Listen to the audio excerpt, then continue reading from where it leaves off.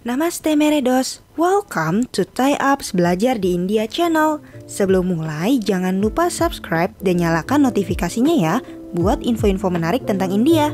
Kalian pernah dengar gak sih, ada sebuah festival religius di India di mana mereka tanpa takut menusuk muka dan badan mereka dengan benda tajam.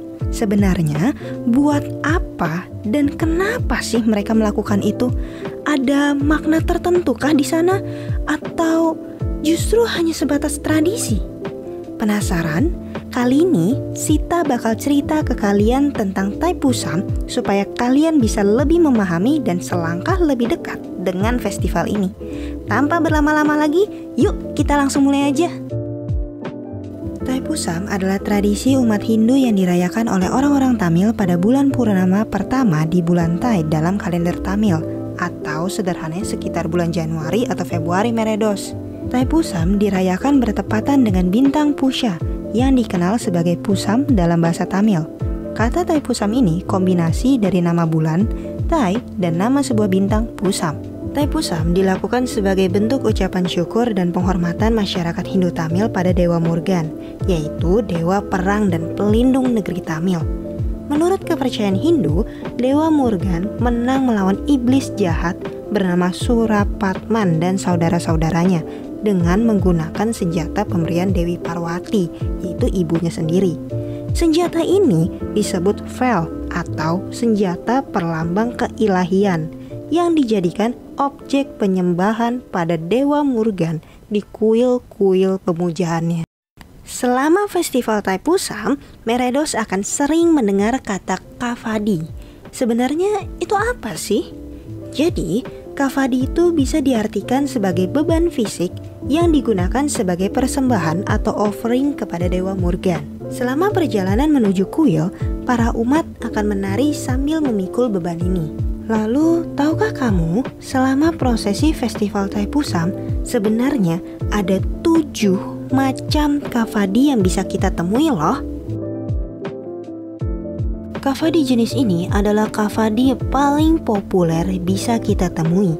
Kavadi ini biasanya diisi dengan susu sapi segar dan dibawa ke kuil Dewa Morgan di atas kepala. Susu tersebut akan digunakan untuk berdoa begitu pembawanya tiba di tempat tersebut.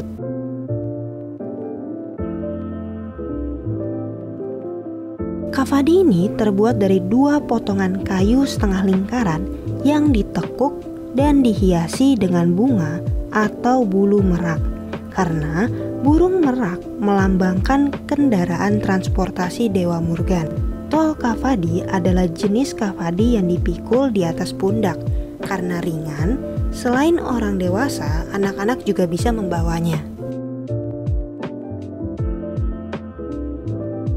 Alavu kavadi adalah menusuk lidah atau pipi dengan tombak, umumnya dikenal sebagai vel.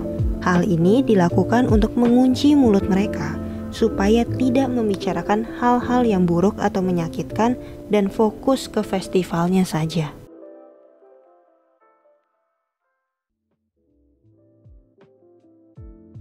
Ini adalah persembahan kepada dewa dalam bentuk panci kecil berisi susu atau buah-buahan, bisa berupa apel, jeruk nipis yang diletakkan pada pengait di kodam mulkavadi, lalu ditusukkan ke tubuh.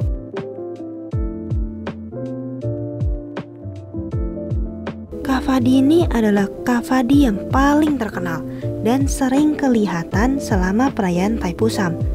Bulu merak, bunga, dan ornamen warna-warni lainnya menghiasi kavadi yang berbentuk gapura ini dengan begitu indah, sehingga kavadi ini sering dikagumi oleh banyak orang.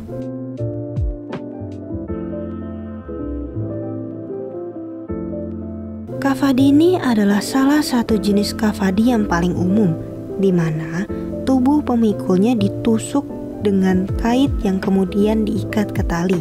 Tali itu bisa diseret oleh orang lain sebagai semacam penebusan dosa atau diikatkan ke kereta.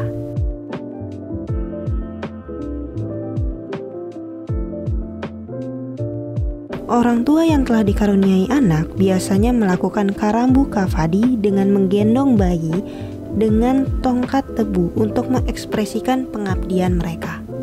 Nah, mau jenis kava dimanapun yang dipilih, tujuan utamanya agar mereka bisa menunjukkan komitmen terhadap iman mereka dan motivasinya juga beragam. Mulai dari sebagai ungkapan rasa syukur, upaya menembus dosa, ada pula yang menyiratkan harapan terkabulnya kondisi tertentu. Misalnya, keinginan adanya kesembuhan, kesempatan mendapatkan edukasi, atau untuk diberi keturunan bagi pasangan yang sulit memiliki anak. Meskipun 6 dari 7 kava ini sulit kita temui di tengah kondisi pandemi, tapi semoga semua umat yang membawa Paal Kavadi memiliki perjalanan yang aman dan hikmat untuk beribadah ke Dewa Murgan ya. Mungkin Meredos ada yang bertanya-tanya, mereka kesakitan gak sih waktu menjalankan festival ini? Sebenarnya begini Meredos, menurut pengalaman umat yang beribadah, kalau selama festival mereka menyerahkan pikirannya ke Dewa Murgan dan hanya fokus ke festival, maka rasa sakit itu tidak akan terasa. Selain itu, kemeriahan dan semangat dari orang-orang bisa memompa adrenalin supaya bisa fokus ke tujuan akhir dan bisa melupakan semua rasa lelah dan sakit yang dialami. Semua kesakitan yang dialami oleh tubuh baru muncul setelah proses berakhir. Hal ini sekaligus menyimbolkan proses perjalanan hidup. Ketika hidup memiliki suatu tujuan akhir dan kita berjuang untuk bisa mencapai tujuan tersebut, kita juga harus menjalani semua rintangan dan kesulitan yang ada di dalamnya. Tapi perlu diingat, mereka melakukan ini bukan asal tusuk ya Meredos. Tetap ada ritual dan aturan yang harus dilakukan terlebih dahulu. Salah satunya, sebelum melakukan festival ini, mereka harus berpuasa selama 48 hari dan hanya memakan satu jenis makanan. Makanannya juga harus vegetarian tanpa telur dan daging. Nah, gimana nih pendapatmu tentang festival ini? Komen di bawah ya. Sekian dulu video dari Sita. Jangan lupa ikuti terus sosial media kita. Kalbi Alfida Nakena Bir Milenge.